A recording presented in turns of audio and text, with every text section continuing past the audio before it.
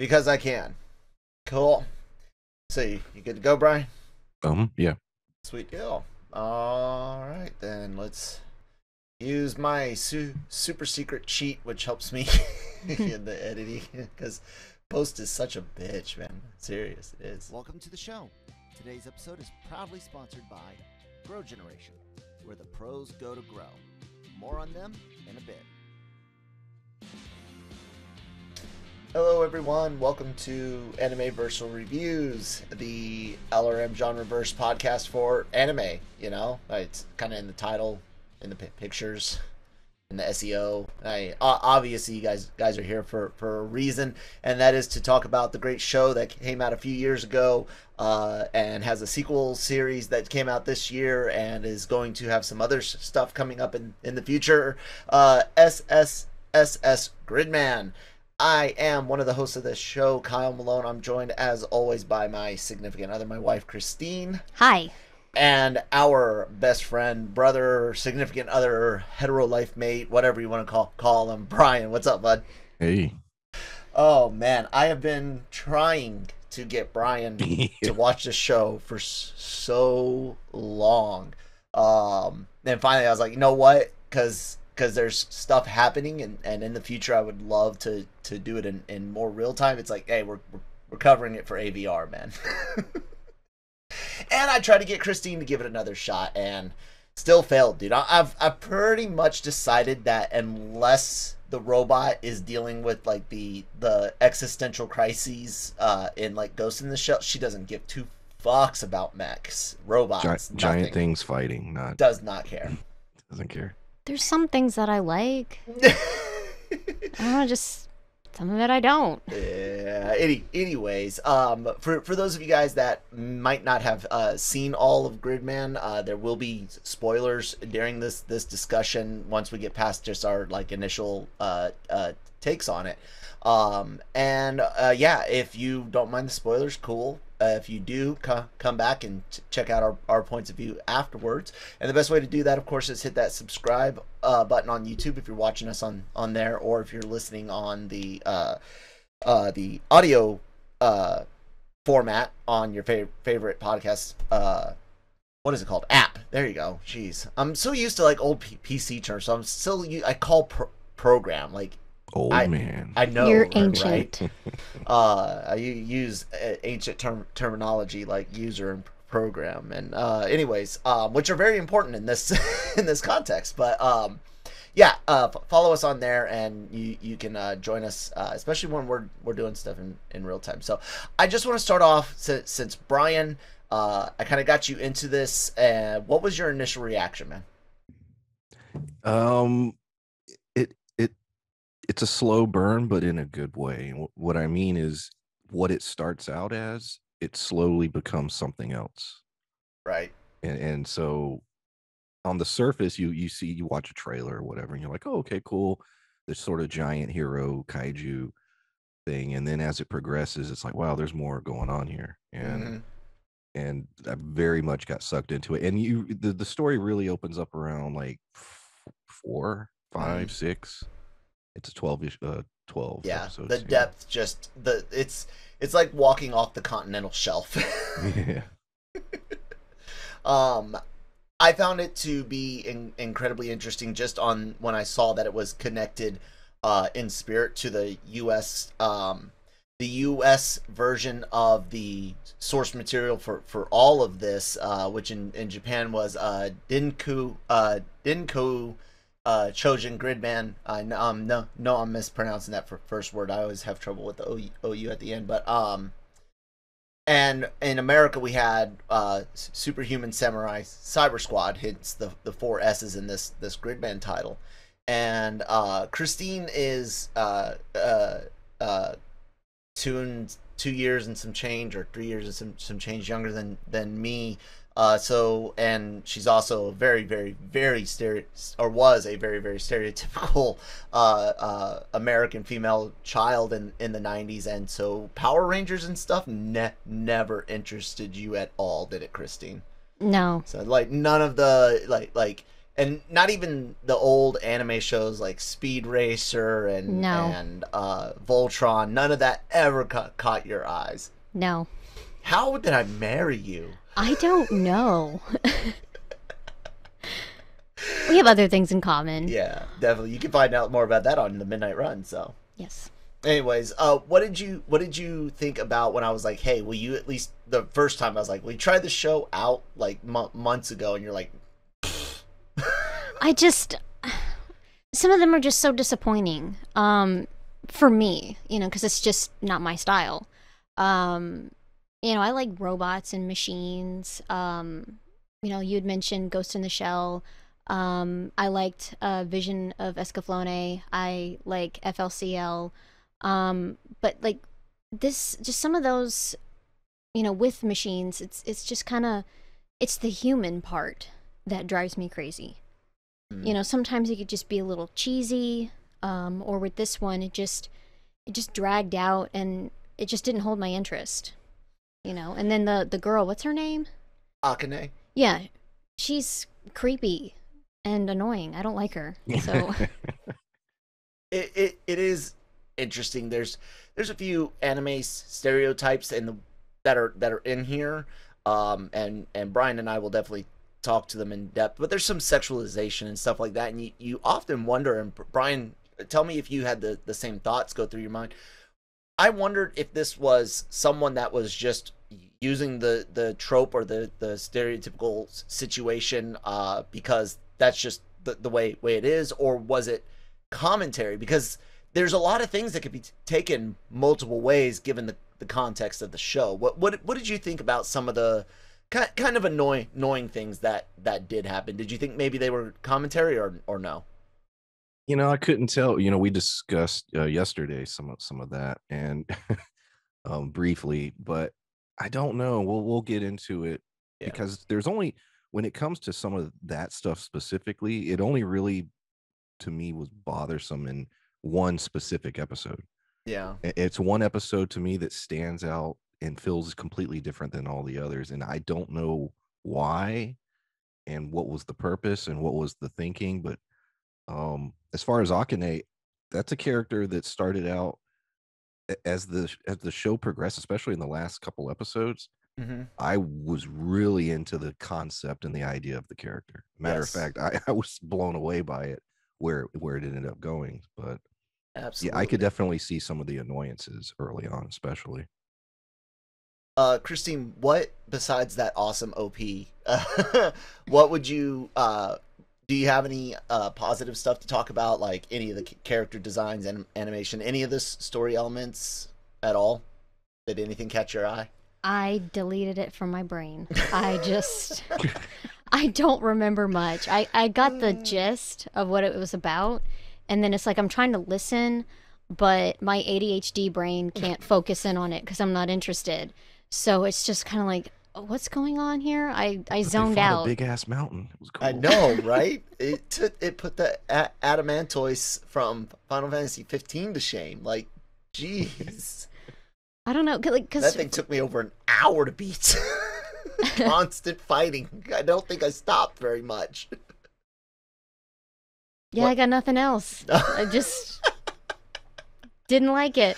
And that's the thing. Like, my brain will do that where it's just like, I've already shut down and I already hate it. So if there is good parts of it, I'm like, and I'm just going to get on my phone and I'm going to just be on my phone. Oh, interesting thing happening. Whatever. Just, it's just hard. She's like, did that guy just turn into a sword? Yes, like, he did. Oh, okay. Yeah. All right. Getting back to whatever I'm doing, just, I don't know why I'm like that. I just am. Bravo for the disability representation, specifically those that suffer with speech impediments. That's what I'm talking. God, if you guys think I'm sincere, please go check out the Daily Cog, okay? The Daily Cup of Genre on our YouTube channel. All right, Christine, you know what? I can't take this negativity. I'm going to have to kick you the fuck out of my room. Well, fine. Out of the studio here, which used to just be my room. But, dude, she invaded it. Like, she was like, it'd be great if we work together because she, you write for the site now, LRMonline.com, and it was a trick to just I be thought it'd be here. a good idea, but Mhm. it is true. I do invade your spaces. All right. So yeah, Christine's gonna go ahead and take a break because she doesn't really have much more to say. My than opinion that. no longer matters. Yeah. So, thanks, Christine. You're welcome. Actually, you know what, Christine? One last thing before we get in too far into it. Brian, we haven't gotten a chance to talk on this show about it. One show we are 100% for certain covering in real time, in the sub format as soon as we can get our hands on it is Chainsaw Man. Like, dude, Yes. how fucking brutal was that trailer for you? Oh yeah. I mean, it was all the goodness of the late 80s, 90s anime vibes. You know, that I mean, we're going to the extreme side, Wicked City type stuff, but I don't know if it'll completely go into those territories, maybe. But yeah, no, man. Violence, gore, anime. Yep. Yeah, Christine. When I watched it, my jaw dropped. And then I rewatched it, and then I rewatched it, and then I rewatched it, and I'm like, oh my god, I cannot wait for this to come out. It's a pretty fucking intense Yeah. trailer. If anyone has not, if you manage to be into anime and miss out on that, it is a very popular manga that got greenlit for a anime run. And it's a very beloved. It's so beloved actually that some of the manga readers are upset it's getting an anime adaptation because they're afraid of all of us invading their beloved Chainsaw Man space. Aw, that's sad. So We won't ruin it on our end. We will just No. enjoy it, and then we'll calm down. Because yeah, I know, like, with some people, they get, like, so intense, you know, it ruins it for the people that were there before. Like, that's not my intention. But Yeah. I will watch it, and I plan on enjoying the fuck out of it. absolutely. All right, with that, Kristen, get the hell out of here. All right, Brian, with Gridman, dude, you know, I'm gonna kind of take this and I figured one of the best ways to kind of break it down would be to look at the story, the themes, and then look at some of the technical stuff like the animation and the music. And so, you know, spoilers and all of that going forward for everyone, of course. And this really focuses on a few characters. You got Yuta, who is kind of your primary protagonist.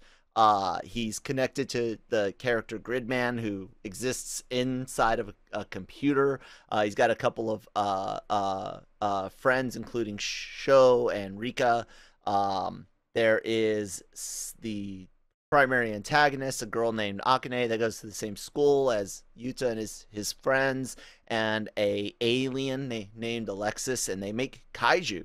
And throughout the series, you're gonna see connections between these characters that you didn't know existed, including the fact that Akane created this world. It's basically Sim City. I mean, when you really think about it, that's what she's doing, dude. Yeah. And you're gonna go on a journey of things dealing with being an outcast, having control, feelings of helplessness. Some, like you said, some really deep themes start popping out around episodes 4, 5, and 6, and then, like I said, it's like off the deep end from there. And then, yeah, dude, the world that they build and kind of like the rules and the technology of how things travel, you know, how Yuta and Gridman are connected, how that world exists. Like I said, it's basically Sim fucking City. Take me through some of your like reactions seeing this story unfold. First, quick note on Yuta. I hated his hair. Oh, you hate his hair? The color? No, the shape? the two little points. Oh, okay. I don't know why. It was the one. It just bothered me the entire time. Aw. Just one of those weird little things. But Yeah. But besides that, no, the performance, the character himself was really cool.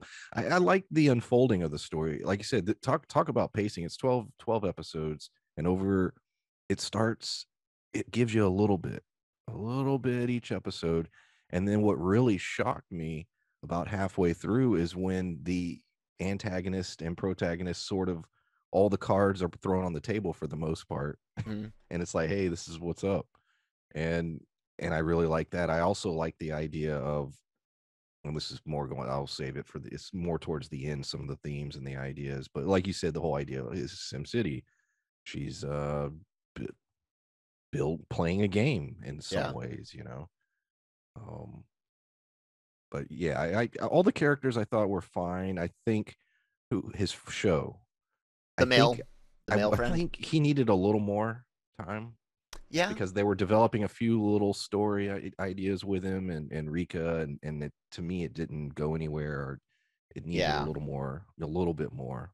But That line, especially where she's like, he won't make the first move, you're almost left like feeling if that was a translation error, like yeah, like did somebody miss some context here, like he's not going to make the first move and apologize, because the voice actress there definitely makes it seem like a won't make the first move in a romantic sense.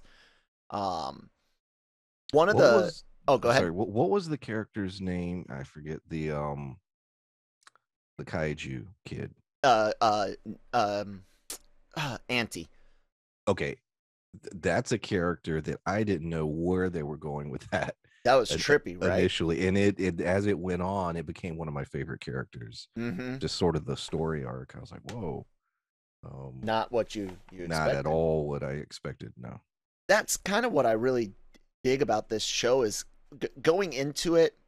I expected to get an ultra series with some love for the original source material, but I didn't expect the amount of depth or even character arcs for Yuta's compatriots. Um, the rest of the Gridman Alliance, if you will, the Neon Genesis junior high school I love that. students. Yeah, I do love the reference. Like even the samurai, caliber character and the SSSS in the name, and then the Neon Genesis part. Yeah, that's the part that kind of made me think some of the more trope type things were more of a commentary, or even maybe a tongue-in-cheek thing. Is just there's a little bit too many layers here for it to be just there for gratuitous purposes, I guess. Well, even as far as Evangelion, anti the eye patch, Yeah, like that immediately Yep. shot into my mind. Like, oh, okay, there was a lot of 1000%. little nods. Yeah. 1000%. So yeah, I really appreciate them doing that in this series. Let's talk about kind of like the story for the characters. Kind of Yuta and his journey, which is he's more of a vessel for Sho and Rika's art, or not a shell, like a vehicle for their character development. Because like we said, spoilers, at the end of the show you find out that the person that you think has been Yuta all along has actually been the Gridman character, the Gridman being in Yuta's body, and only when they were put together could Gridman come forward and fight. And that when he leaves at the end of the day, because the heroes win at a cost to a degree, he's gonna leave, and Yuta will again have amnesia, and then the world will go forward from there. But it's Rika coming to terms with the feelings of not having control, of coming to terms with one's destiny. She finds out that Akane created her to not be able to resist her, to not be able to tell her no, like, you have no free will. That's a massive mind fuck. And Sho has to deal with coming to terms of who and how he is, and as far as being into geeky and pop culture, and even so much that he's like one of the first in the series where you go down these rabbit holes on each of these characters.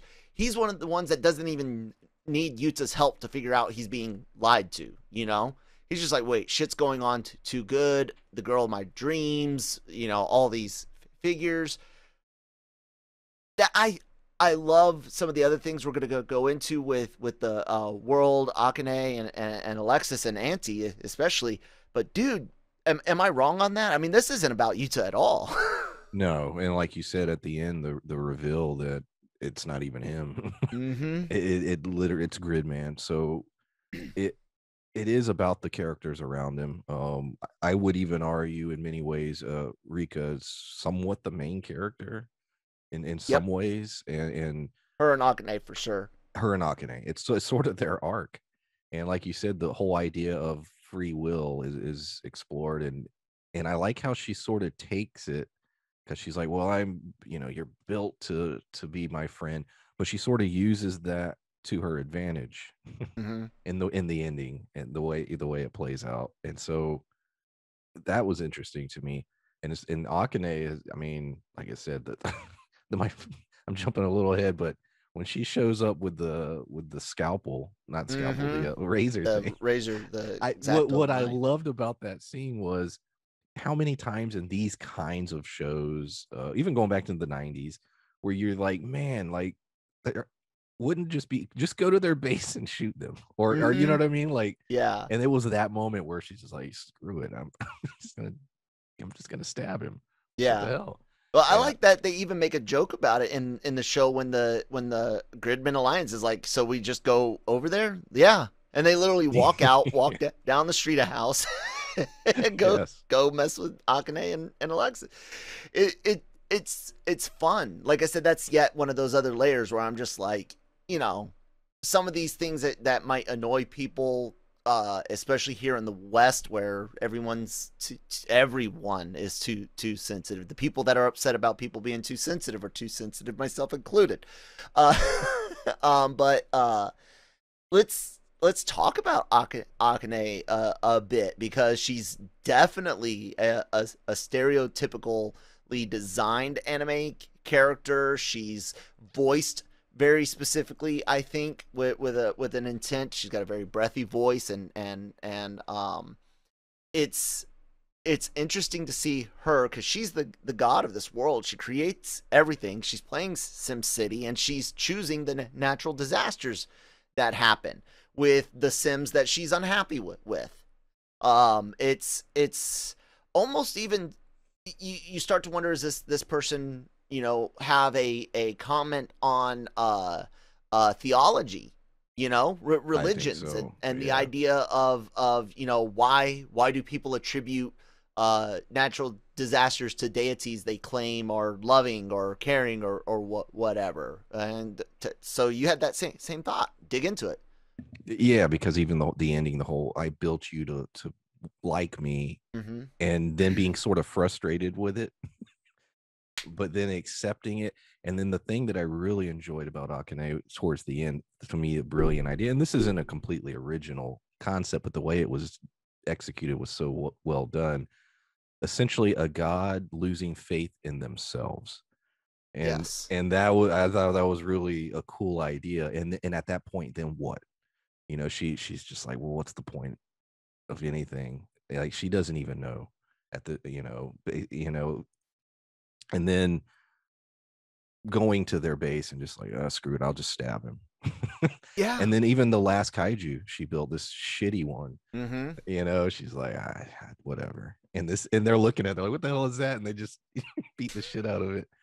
I was dying. I was laughing out loud on that one, because it shows, because even the main alien guy, he's just like, are you sure? Yeah. But then we learned that a lot of the idea of the kaiju, and even what that thing mutates into, a lot of it has to do with her emotion and how she feels, and there's a whole other dynamic there. So it turns into one of the most nightmarish kaiju. Yes. In terms of the sound design on that thing was nightmare fuel. And the way it moved, the unnatural movements and everything. It was really, and it was a simple design in terms of how it looked, but I really enjoyed that battle. It was really cool. They really managed to blend a lot of elements of different genre of entertainment and stories. Horror, thriller, comedy, the Ultra series type stuff. What is that? To Toka Tokatsu, something like Giant that. Hero. Yeah. Yeah, Remember the name yeah. of it. Yeah. I might someone if I'm close help me out. But it's got a name like Super Sentai is Power Rangers, right? So it's got a name like that. Anyways, um, it blends all of these things together, both in its dialogue and story, but also in the animation, like you said, man. And we'll dig into the animation in a little bit. But let's carry. Oh, Can go I ahead. jump to episode 5 real Yeah, quick? I absolutely. referenced it earlier. So you the entirety of the series, we were talking about Akane sort of being a little stereotypical in Right. design, as far as sort of a sexualization. It's in there, but it's not, to me, it's not overwhelming, except for episode 5. And it's not just her, it's multiple characters. I don't know why that episode in particular felt different than the rest. The way in which, you were sort of getting the sort of the panty shot thing going Yep. on, and all the characters were in bikinis, but there's a lot of focus on certain parts of the body. Yep. It stood out to me. And I didn't, since it was really only done in one episode, I was even thinking, is there some kind of commentary or some kind of artistic reason this is being done specifically in this episode, as opposed to the whole thing? I don't know, but the episode absolutely stands out in that way. Yeah. Yeah. Um, it's wonderfully done, and even though you've got all of that weirdness in the animation department going on, that episode is an intense episode. My favorite kaiju. Dude, as shit starts really falling apart, you start seeing, oh my god, it's Sim fucking City. Like, they just crossed the border, and you had to go out into a loading screen and load up the next region. Yeah. Let's talk a little bit about the puppet master behind it all, the Alexis character, voiced by on the American side, Tim Curry actually voices the alien. I remember watching in Superhuman Samurai Syber Squad and being like, is that Long John Silver? Because that's what I think I recognized him from most when I was real young, from the Muppets Treasure Island. But and it, of course, but and then Home Alone 2. So yeah, well, it's Tim Curry. You recognize him from a lot of things once you start digging into it. But it was just it's another one of those cool little fun things. But you start wondering, kind of like, how did this being come to be? How did it get into that world to do what it did? And you look at the what you know about maybe Gridman OG or Cyber Squad, and you start going, is it a computer virus from somewhere else? Was someone attacking Akane's creation from the outside? What do you think about the Alexis character? Is there some depth, or do you think he's completely 2D and it's all Akane? It was interesting because I kept wondering where it was going. It just seemed, Akane sort of, like we said, this god character, but at the end, he sort of is too. He is a god that's puppeteering a god, but it's for his benefit. He sort of gives us a little speech at the end about how, he sort of just enjoys this. And this is sort of part of a game for him. Matter of fact, when he loses at the end, he's literally shocked. Like, how the hell? He talks about how, I'm forever, I'm immortal, I have infinite lives. Inevitable. Yeah, and that it was literally sort of her belief in herself, and all that, gushy fan friends are powerful and all, that anime thing that they did at the end, which was fine and it worked beautifully, but that's what screwed him over. So I haven't seen the second series, the other series, and right. Is there direct connections? Can you give me just that one little nugget? Yes, absolutely. Okay. I can for certain tell you that Dyna on not only is directly connected, but is fully integrated into the mythology that you just witnessed. Okay. in like real time. Because I went into Gridman knowing there was another series that Yeah. was connected, and my thought was, especially with the ending of this, I was like, okay, well, maybe we'll get some of those answers in that potentially, specifically with him. But I don't know. I mean, the design's really cool. I mean, and it's in directly from the old series. Mhm. He's the same look. Yeah, like I said, it's a testament to the to the creators and the writers and everyone involved with. Even Alexis, you're like, I can see where this is a completely 2D character that you guys gave no thought to, because that's the type of villain that he's meant to be. But I can also connect a couple dots here and see where you might be laying some tracks down for something bigger. And it's always kind of fun to have two possibilities that you're okay with either way. You know what I'm saying? Oh yeah. Excuse me, because very often you feel like it's when you start looking at big shows that people get invested in, it's like, okay, it's going to go this way or that way, and you're like, I really don't want it to go that way, I really want it to go this way. And it's like I said, it's nice and fun to be like, okay, it could go either way, and I'm happy, I'm good. Like, it's cool. Are we going to go into Auntie? Yes. Okay, because I We are have going a to. lot of thoughts on that. Yes, absolutely, and that's why we're going to take a word from our sponsors real quick, because we need to talk about Auntie quite a bit. So, Scottish guy, you're in the folder. Take it away. Grow Generation, where the pros go to grow.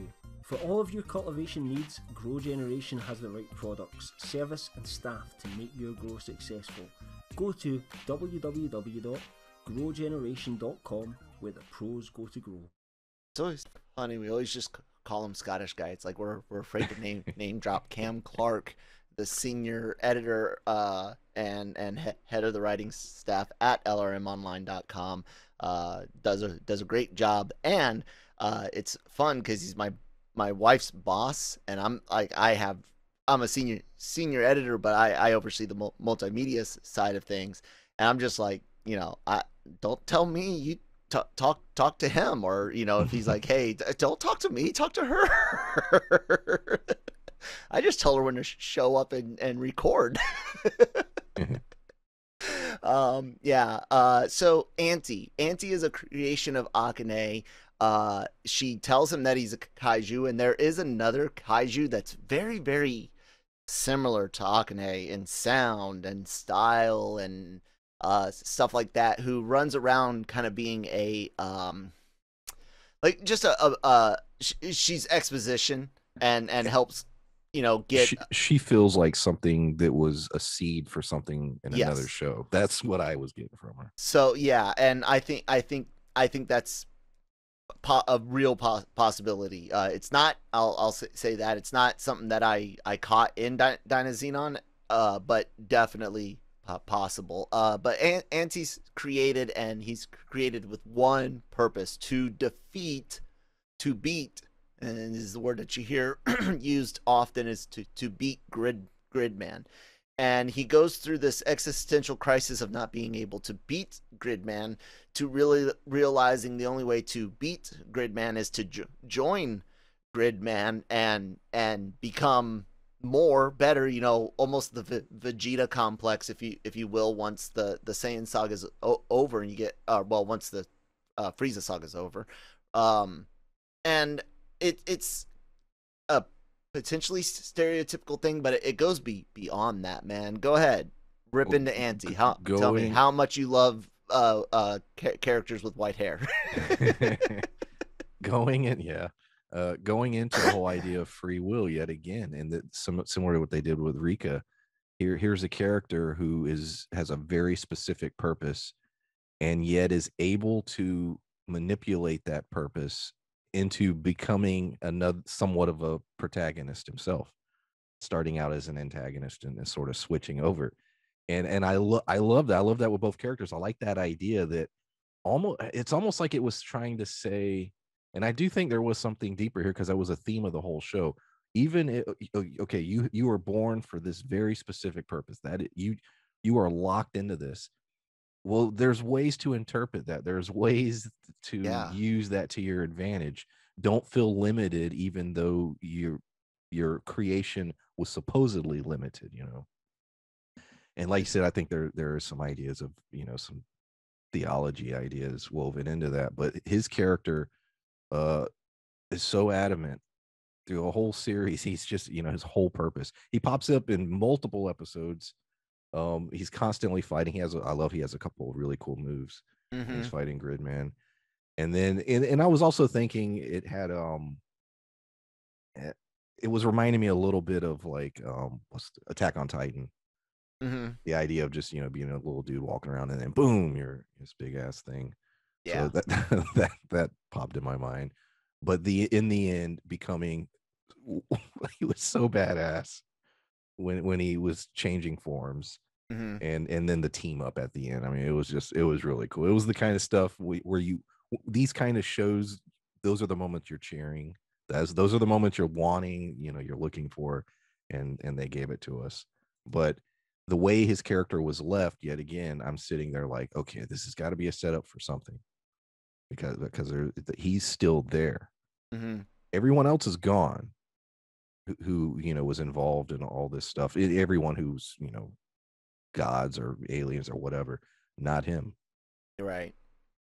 Yeah, absolutely. You know, Rika, her whole weaponized version of her lock-in is you can't turn against me. Okay, I'm not going to fight you anymore. I'm going to help you.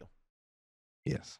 And Auntie's like, okay, well, I have to beat Gridman. Well, in order to do that, I got to be better than him. I can't get better than him if I keep losing to him, because I'm not gonna really learn that much, because every time I copy him, he figures out how to beat it. It'll be an endless cycle. And so he's like, okay, well then I'm gonna be part of his team and I'll be better than him than that. And once that happens, I've now beat Gridman. It's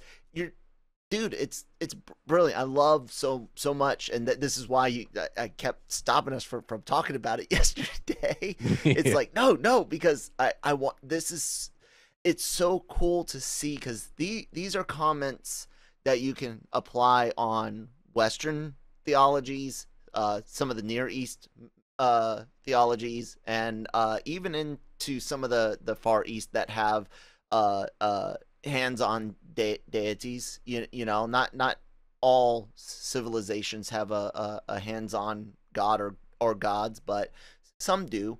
And you can, like I said, man, you can just look at just the bare surface, bad things happening to a world, and explaining it away to good deities. You know, it's great. And Anti himself being able to defeat his chains by joining his enemy, like it's brilliant, man. Yeah. And the whole even expansion of the idea of the kaiju, because there's a lot of conversations about Gridman has a code in terms of what he can and can't kill. And they're like, well, you're slaughtering these kaiju. And he's like, yeah, well, they're not really alive. But then Anti is sort of changing and becoming something different.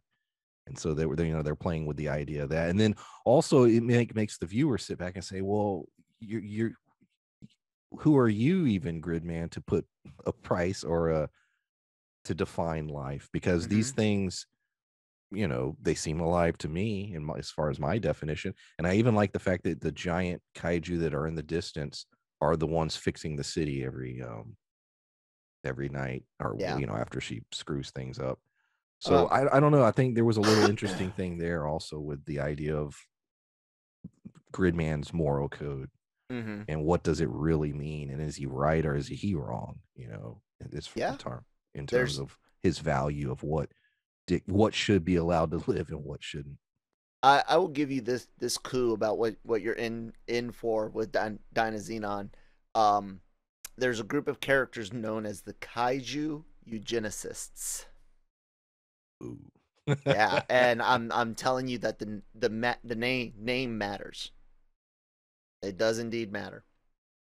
it's just cool that they've taken this genre, and I hate that cliche thing, oh, the deconstruction of a genre, but it really is, and it's done in such a really clever way, at least with this Gridman. Like I said, I'm very excited to watch the other series.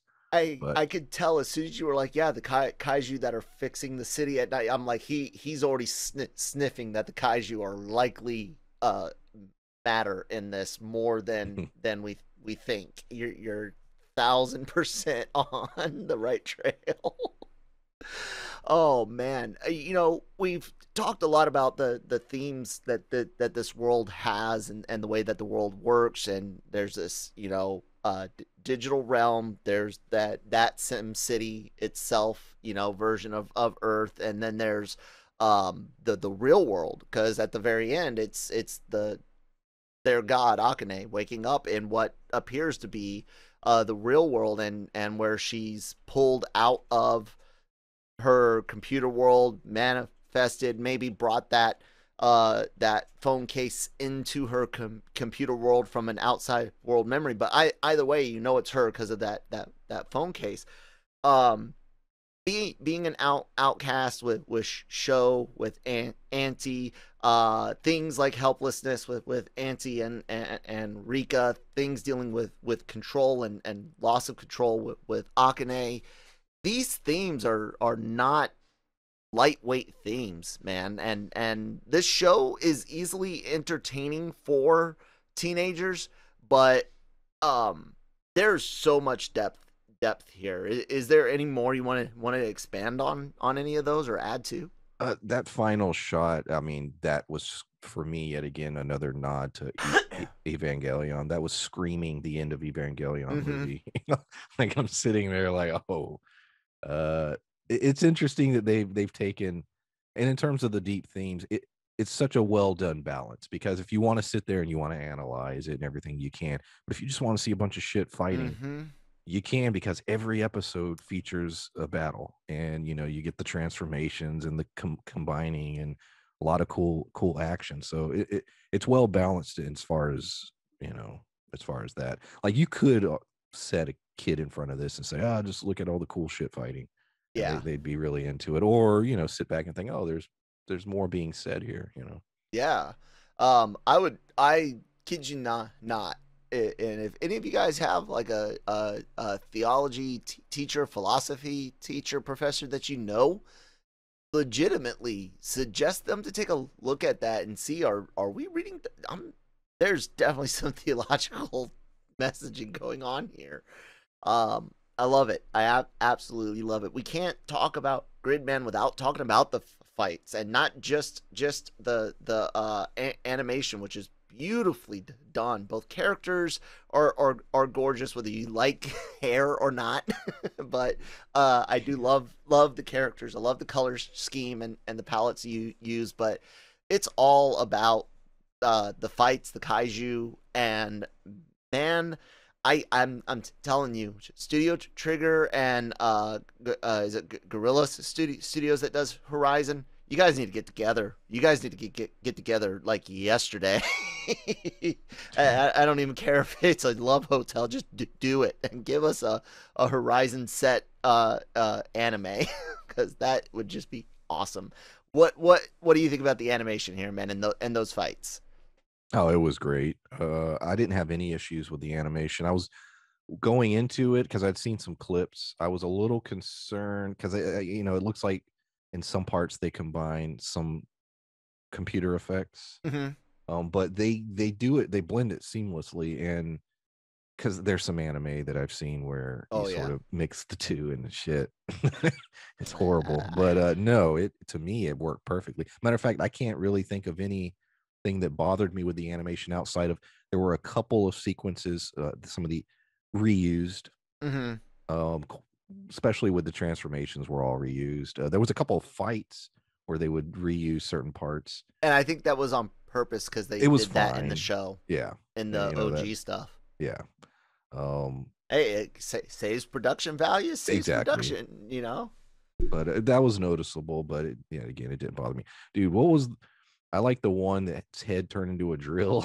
Yes. I mean, there were some really cool moves. I was like, oh, that's cool. I love how they included the extra team, the Neon Genesis junior high schoolers, they're like you're there in junior high, and it's like for most Americans, essentially in anime, if they say junior high, just think that they're sophomores or juniors in high school. Okay, that's pretty much the age range of what all of this is most likely. And I know that they'll say different in what's officially. I'm not talking about what's in the story. I'm talking about what's being depicted. Age it up a bit, basically. It's their additions one at a time. You get to learn about all these intermediate transformations to where, dude, it's a long time before you see the total transformation, the ultra Gridman. And every time they do it, and the music kicks in, but it doesn't hit as hard until they realize, hey, if we shrink down and then we combine, and then we'll be as tall as Gridman was originally. That'll be and that music kicks in, that OP hits, dude. It was really cool. Yeah. You get OG, like you said, OG Gridman, and there was they really care about the property. Like you could tell that throughout, especially in those last 2 episodes. Mm-hmm. And it was really neat. Yeah. Yeah, that the Don son is just, you're like, it's cheesy as all hell, but it needed to happen. And they did it. And it's great. And let's mention, I do love the opening, Union by, I don't know if it's OT and the X is supposed to be like a period between the two, or if it's OXT, but that's the band, and I dig it. Most of the music throughout is easily forgettable, but not bad. It fits everything that you see, but it's really the use of that opening theme for key moments in the battle that remind you and I of course of Power Rangers theme hitting every time Megazords the Zords are coming out, and it's just an homage to all of that. It's a love letter to all of that. What did you think about the use of music and specifically the songs part? Yeah, it all worked perfectly in this, and it's when you get to those last episodes. I mean, it's sort of the anime thing when things got serious and we were getting introspective.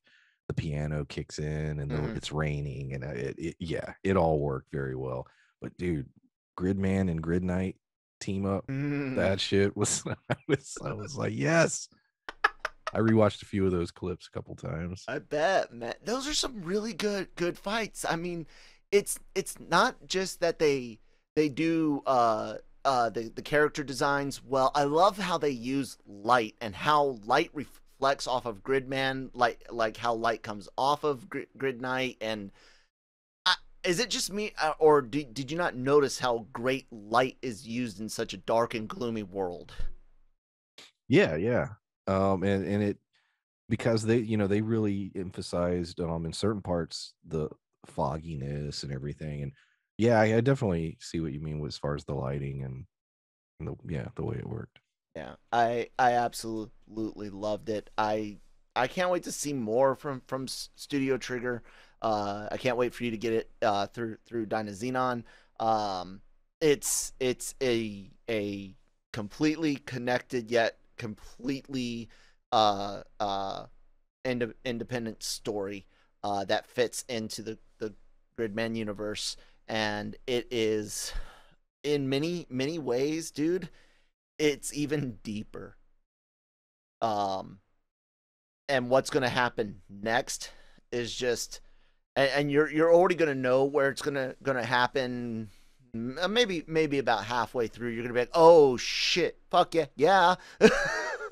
And then and you just need to text me what your exact words are, because I'm pretty sure it's going to be, oh shit, fuck yeah. But it's deeper, and it's not necessarily that I need more Gridman Universe. If they wrap it up in 3 or 4 projects, great. If it's wrapped up nicely, I'm fine. I don't. It's always bittersweet to say goodbye to a good show, but how many shows have we said, "Oh God, I wish it would have ended after season 5 or something like that"? You know? Oh yeah, quite often, in fact. Yeah, and at the same time, I look at this team that have worked on these 2 projects, and I'm just like, man, you guys just pick something, and I'm gonna watch it now. Like Studio Trigger's doing the twins, the Dark Side Twins, story from Star Wars Visions. As soon as I found, like, I was gonna see Visions already, right? Just because it's anime Star Wars, right? We've seen some fan films, some like officially unofficial stuff ranging in manga and anime before, but this is like officially official and getting money. And I'm like, okay, cool. And then when they announce triggers on it, it's like, not only is that cool, but how do I get into a time machine and see that? Because even if the story is crap, it's gonna look amazing and sound amazing. And really, dude, it's those fight moves, the grabbing the monster and flipping it, those like wrestling kicks that they use in the old shows with the people in the rubber suits. And they did it with animation, man. You, I know, are a huge wrestling fan, and I know you were getting a big kick out of a lot of that. I do. Like I said, those last couple episodes, you're right. There's straight up some wrestling moves being done, and it happens, and then they slam into buildings. The buildings are destroyed. Yeah, it's all the coolest stuff you can do with kaiju, and it's in this show. If you're into kaiju on any level, if you're a Godzilla fan but not necessarily like an Ultraman person, you watch this. You know, if you're I can't remember who it was. Someone was talking about like lack of real mecha, like Gundam-esque new mecha that's not Gundam in recent years, and they're like, this is the closest thing you can find. And it's like, yeah, absolutely. If you like mecha, this will tickle that fancy for you.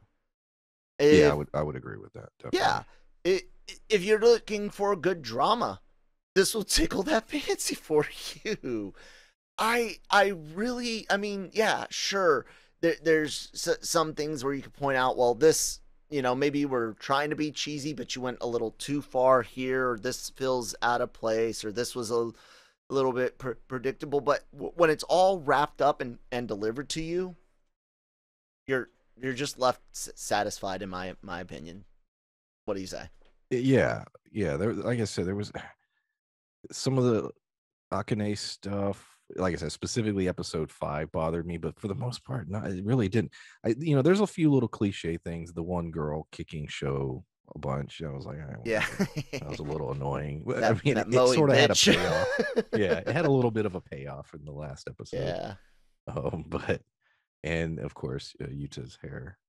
But besides all that, no, it's not that. It's taken very seriously. Yeah. So yeah. Yeah. With that, man, time to grade this shit and close this shit out. I give it a B+, solid all day long. I give it an A-. A little bit above me. Nice. That's cool. What brings it down to the A- for you? Like I said, there was like I said, I couldn't tell if it was fan servicey or what was the point of episode 5. if I need a commentary to explain to me what was going on, because if it was the entire series, I'd be like, okay, that's just sort of what they were up to. It wasn't. It was like one episode, and I just thought it was odd. Let me see, and like I said, there were some setups that I don't know. I wanted a little bit more here and there, but for the most part, this is a series I will rewatch. Yeah, and perhaps my score will go up or down. Yeah, and that's what I'm going to kind of say, and it's not really a knock against this in any way.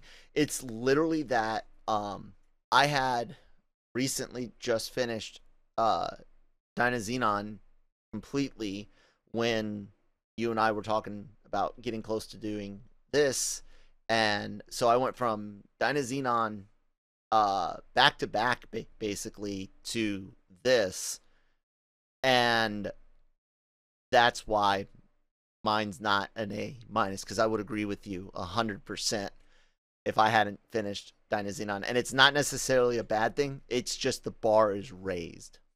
Damn. And I have to kind of put it in context with itself, but not itself. And Yeah, Brian's going to have to really watch it, because in my opinion, the bar is raised to the point to where you're like, yeah, man, comparatively, I think you'll agree when you're like at the use of music, at the use of references, at the use of characters, at the use of you're gonna just, and the mystery aspect, which I know you absolutely love, is, like I said, this is deeper, man. So if episode 5 and 4, 5, and 6 are you're stepping off that continental shelf, right? Then Dynazenon, I think you should agree, by episode 3, you're now falling into the Marianas Trench. I'm not kidding. I'm not kidding. And man, Loki could not have come out at a better time, Brian, because you're right in the mind frame of where you should be at to watch Dynazenon. Just saying. All exciting. Can't wait. Yeah, right. So, and I haven't It's just oversold exciting. anything so far, have I? Because what's cool is like it's an anime, but it's new anime. Yeah, right. That's really good. Yeah, very exciting. Looking forward to it. Absolutely. So yeah, everyone, please do check this out. And with that, I've plugged our stuff a few times before. Check out our sponsors over at Grow Generation. Let them know who sent you. LRM Online's Genreverse Podcast Network, or just LRM Online or Genreverse. Either way it work. Just throw those words in there. Check out our YouTube channel if you're watching us there. Hit that subscribe button, please. If you're not, go do it. Sign into your Google account. Hit that subscribe button. Help us pay the bills, so we don't have to ask you guys to help us pay the bills with anything other than beautiful ad watch time. And speaking of ad watch time, go check out the beautiful ads over on LRMonline.com and read the awesome stories from all of the writers over there. And we got our interviewers doing an amazing job speaking with A-class talent. Hell, we spoke with the Taskmaster. I cannot pronounce her name properly, so I will apologize for that. But we've got interviews with her and people involved with like Space Jam, which I know is a meme right now, but you can go check it out, because Manny actually got to talk to Bugs and Lola Bunny in a way, like that's legit. Cool. I mean, like, I hadn't seen that. It's Bugs and Lola on screen for certain. Yeah, it's interesting. It's on our YouTube channel, so you guys can check that out. And then, of course, all of our podcasts are available wherever you get your podcasts from. Genreverse Podcast Network, LRM Online, and we got a Marvel show, Marvel Multiverse Mayhem. Now that the multiverse is loose and Disney's not just doing stuff on Fridays anymore. And then we've got our Star Wars podcast, The Cantina, and then we've got, of course, Anime-Versal reviews and AVR Midnight Run, which Christine and I do with puppets. That's right, I said puppets. So if you highly recommend it. Thank you, Brian. If you guys maybe caught some of the audio and were like, what's going on here, go to the YouTube channel, check out Midnight Run's video. There is a full video with cleverly ad-libbed scenes with puppets. What'd you think of the characters that we used and just the variety? Well, see, that's the best part. You got Gundams and Green Ranger. And, yeah. If you're just listening to that, I recommend going back to the YouTube channel and watching the visuals. Thanks. And there's a whole bunch of other stuff, including our daily show, The Daily Cup of Genre, with Manny and I every morning/afternoon, depending on whenever you catch it. And that's really good stuff. And Brian, tell the good people about what you do. Yeah, you can find me on YouTube. The channel is PulpMythos, and I review shows like Why Women Kill, and I'll be doing American Horror Story double feature later in August. there you guys go. Indy, check all that out. You guys can find me at that Colin Malone on Twitter. And yeah, other than that, next week will be AVR Midnight Run with Christine and I doing Chobits. Which Brian, you've seen Chobits, haven't you? I like 20 Parts of years it. ago. Yeah. Pieces, yeah. Matt and I discovered that on the shelf of Hastings once, I think. That's how I found it. Anyways, check that out, guys. I can't wait to see who gets turned into a puppet next time. Bye.